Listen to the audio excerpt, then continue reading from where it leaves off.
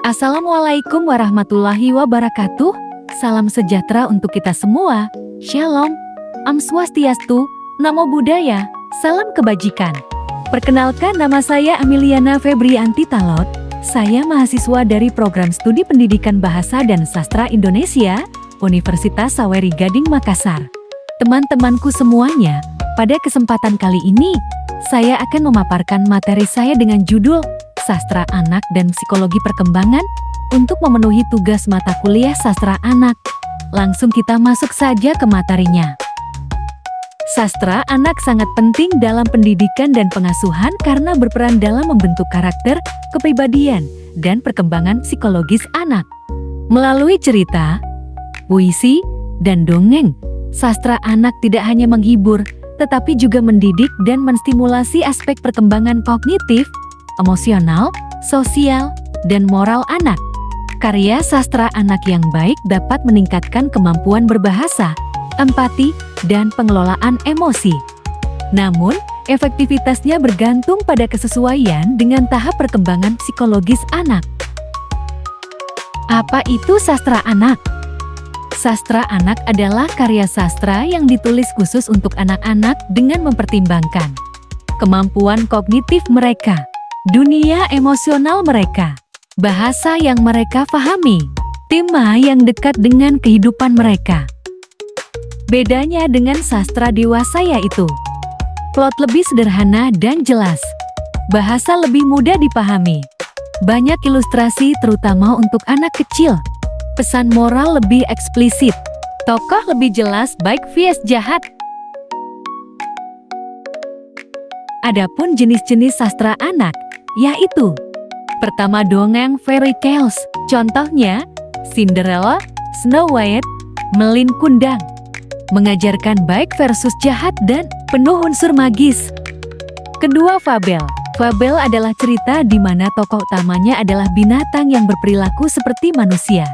Contohnya, kancil dan buaya, semut dan belalang. Fabel juga memiliki pesan moral yang jelas. Ketiga, cerita petualangan, penuh aksi dan tantangan, mengembangkan keberanian dan problem solving. Keempat, cerita realistik, yaitu cerita yang memiliki tema persahabatan, sekolah, keluarga, dan juga membantu anak memahami kehidupan nyata. Kelima, puisi anak, memiliki ciri pendek, ada rima, dan ritme yang jelas. Puisi anak juga mengembangkan kepekaan anak terhadap bahasa.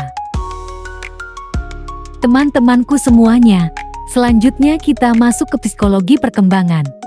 Apa itu psikologi perkembangan untuk anak? Psikologi perkembangan anak adalah cabang psikologi yang mempelajari perubahan-perubahan yang terjadi pada anak sejak masa konsepsi hingga masa remaja.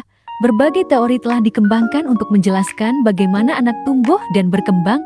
Berikut adalah beberapa teori utama yang relevan dengan sastra anak. Tahapan perkembangan anak menurut Piaget. Usia 2-7 tahun, praoperasional, yaitu anak berpikir simbolik, imajinasi sangat aktif, masih egosentris, buku yang cocok, cerita bergambar dengan plot sederhana. Usia 7-11 tahun, operasional konkret, mulai berpikir logis, memahami sebab akibat, buku yang cocok, chapter box, cerita petualangan. Usia 11 tahun ke atas, operasional formal, bisa berpikir abstrak, memahami tema kompleks, buku yang cocok, novel remaja, tema lebih dewasa. Apa sih manfaat sastra anak untuk anak? Pertama, meningkatkan kemampuan literasi, yaitu anak jadi lancar membaca dan memahami isi bacaan lebih baik.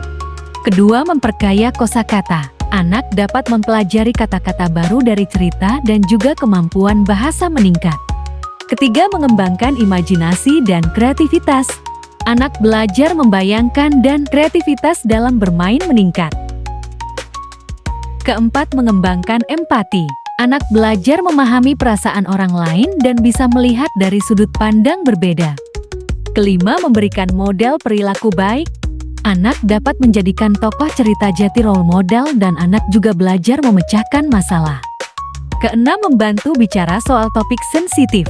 Lebih mudah bahas kematian, perceraian, bullying lewat cerita, biblioterapi atau terapi lewat buku. Ketujuh, memperkuat bonding orang tua anak.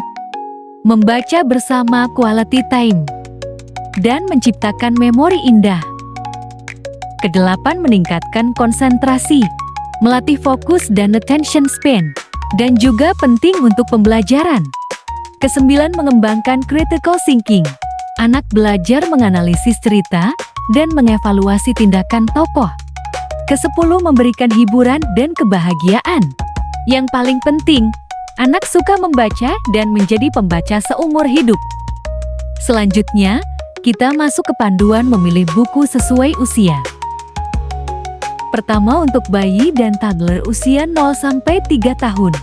Rekomendasi buku untuk anak-anak di usia ini yaitu Board Box yang tahan lama, gambar sederhana dan warna cerah, teks minimal dengan pengulangan, Touch and Feel Box, tema rutinitas sehari-hari. Contohnya, Cilukba, buku mandi, dan buku kain. Kedua, untuk anak prasekolah usia 3-6 tahun. Rekomendasi buku yang cocok untuk anak usia ini adalah Picture Books dengan ilustrasi dominan, plot sederhana seperti awal, tengah, akhir, dan tokoh binatang yang bisa bicara. Untuk temannya yaitu persahabatan, keluarga, mengatasi ketakutan rima dan repetisi. Contohnya, Kancil dan Buaya, bawang merah, bawang putih. Ketiga, untuk anak awal SD usia 6-8 tahun. Rekomendasi buku yang cocok untuk anak usia ini adalah Early Readers dengan banyak ilustrasi, plot lebih kompleks dengan subplot sederhana, dan chapter books pendek. Untuk temannya yaitu kehidupan sekolah, persahabatan, humor. Contohnya, Magic Tree House Series. Keempat, untuk anak akhir SD usia 9-12 tahun. Rekomendasi buku yang cocok untuk anak usia ini adalah novel anak tanpa atau minimal ilustrasi, plot kompleks, dan multiple storylines. Adapun berbagai genre yaitu fantasy, mystery, adventure. Untuk temannya yaitu identitas, keadilan, keberanian. Contohnya, Harry Potter dan Percy Jackson. Kelima, untuk remaja awal usia 12-15 tahun.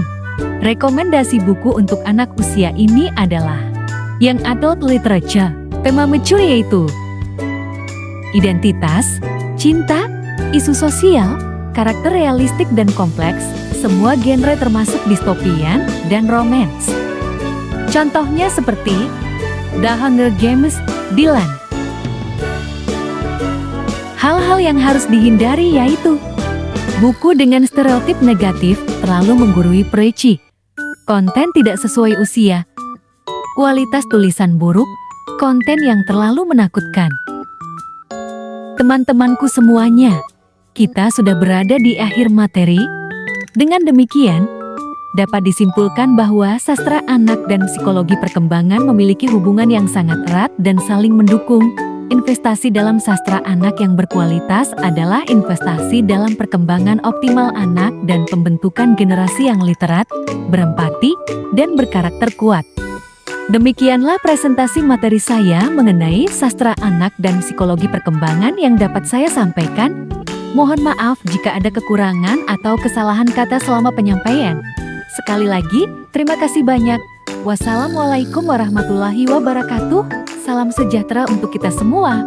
Shalom, Am Swastiastu, Namo Buddhaya, salam kebajikan.